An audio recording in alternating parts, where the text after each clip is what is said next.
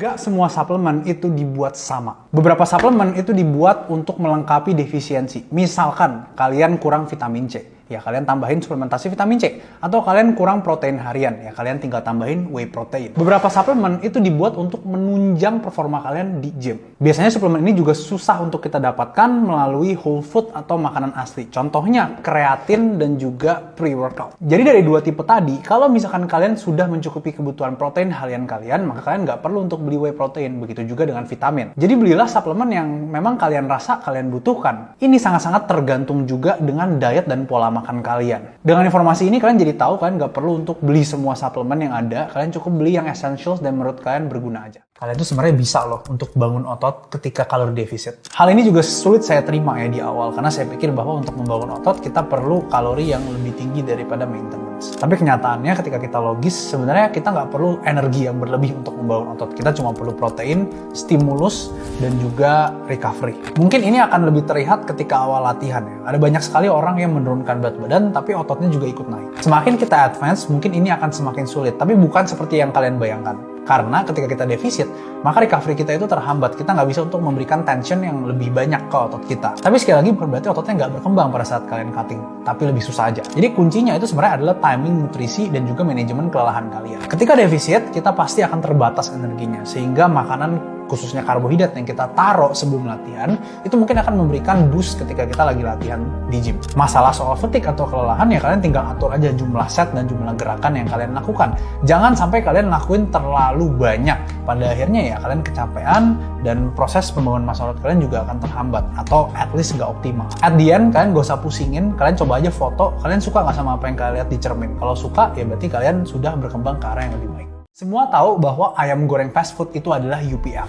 Tapi sebenarnya ini juga adalah UPF atau ultra processed food. Secara definisi, UPF atau ultra processed food itu adalah makanan yang sudah diproses secara panjang. Kita bahas dulu soal protein. Memang betul kalian sebaiknya harus memprioritaskan makanan whole food atau makanan yang minim proses. Kenapa? Karena biasanya whole food atau makanan yang minim proses ini juga mengandung nutrisi lainnya. Tapi beberapa orang itu masih sangat kekeh nggak mau untuk minum whey protein. Padahal memang kebutuhan protein mereka kurang. Mereka biasanya bilang produk whey protein itu adalah produk chemical atau produk kimia. Memang betul ini adalah UPF, tapi bukan berarti semua UPF itu sama buruknya. Whey protein itu dapat digunakan untuk mencukupi kebutuhan protein kalian yang biasanya beberapa orang itu kurang. Dan whey protein itu juga sebenarnya kan cuma proses dari susu yang dimurnikan. Memang ada ditambahkan zat aditif, tapi jika kalian pilih brand yang tepat, maka zat aditif itu nggak akan sebanyak itu juga. Banyak kok suplemen ataupun minuman yang kalian minum yang kalian nggak sadar sebenarnya itu juga hasil dari kimia gitu. Jadi kuncinya sebenarnya nggak apa-apa kok kita minum whey, tapi selama bukan semua protein intake kita dari whey protein. By the way, kalau kalian pengen whey protein yang bagus, langsung aja cek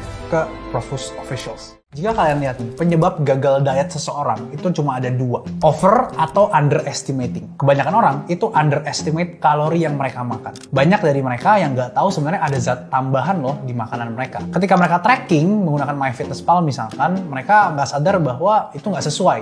Mungkin aja minyaknya lebih banyak, atau mungkin aja ada variabel-variabel lainnya yang mereka nggak sadar gitu. Yang kedua adalah orang banyak juga yang overestimate, yaitu adalah overestimating protein mereka. Jadi mereka menganggap mereka udah makan banyak. Padahal sebenarnya nggak sebanyak itu. Ini terjadi karena kalian tuh jarang menimbang makanan kalian. Coba aja deh kalian sering nimbang ayam, misalkan ketika mentah dan matang, kalian bandingin sama makanan di luar. Pasti kalian akan kaget bahwa makanan di luar itu ternyata ayamnya dikit banget. Jadi ini kenapa sebenarnya penggunaan whey itu bisa berguna untuk orang-orang awam, apalagi orang-orang yang sibuk dan mereka tuh sulit untuk mencukupi kebutuhan protein mereka. Jadi salah satu tips yang saya selalu kasih ke klien saya awal-awal, ini saya bocorin ke kalian ya, itu adalah selalu tambahin jumlah protein dulu. Kenapa? Karena setelah saya lihat, mostly 80% dari orang yang mau mulai diet itu proteinnya masih kurang. Coba aim 1,5 sampai 2 gram per kilogram berat badan kalian. Coba aja hindarin dua hal tersebut dan saya yakin pasti diet kalian juga akan lebih mulus. 3 cara untuk menyelamatkan genetik chest kalian yang sampah. Nggak bercanda ya guys ya, semua orang itu baik adanya.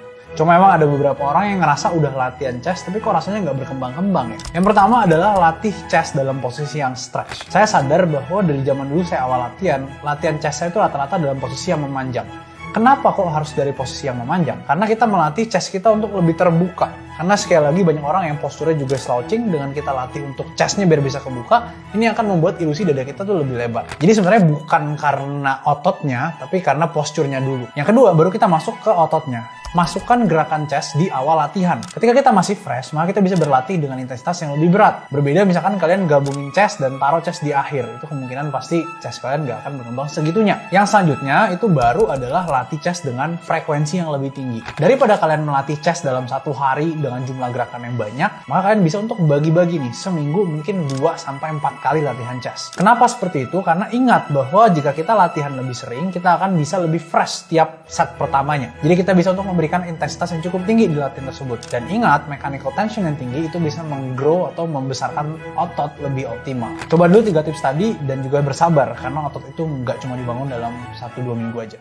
Dengan berkembangnya dunia sains, sebenarnya banyak banget orang yang akhirnya meribetkan proses hipertrofi atau pembangunan otot. Teori pembangunan otot itu memang sedikit ribet dan masih beberapa yang unclear, kita nggak bisa untuk jawab. Sesimpel misalkan otot itu sebenarnya nggak perlu untuk dirusak agar menjadi lebih besar. Tapi terkait teori yang masih sulit ini, sebenarnya eksekusinya itu sangat mudah. Yang pertama, pilih gerakan yang sesuai kenyamanan kalian. Buat apa kalian lakuin gerakan yang optimal tapi bikin kalian sakit-sakit dan malah nggak bisa mengakumulasikan otot dalam jangka waktu yang panjang. Karena ingat, perkembangan otot itu nggak sebentar. Yang kedua adalah selalu latihan dengan intensitas yang tinggi. Maksudnya adalah latihan yang mendekati gagal atau sampai gagal. Gagal adalah ketika kalian udah nggak bisa angkat repetisinya sama sekali. Atau kalian berhenti dan kalian udah coba gitu, tapi kan nggak bisa. Yang terakhir, nggak usah gunain jumlah gerakan yang terlalu banyak atau set yang terlalu banyak terlebih dahulu. Karena ingat, semakin banyak kerja yang kita lakukan, maka kelelahannya juga semakin tinggi. Maka kerusakannya juga semakin tinggi. Maka ya kita harus recover lebih lama akhirnya. Jadi kalian bisa untuk mulai lebih rendah, nanti seiring berjalannya waktu, baru kalian bisa tambahin nih jumlah gerakan ataupun jumlah set sesuai dengan kemampuan recovery kalian. Kalian lakuin aja apa yang saya kasih tahu tadi, dan saya yakin perkembangan otot kalian tuh udah maksimal, jadi nggak usah kebanyakan mikir.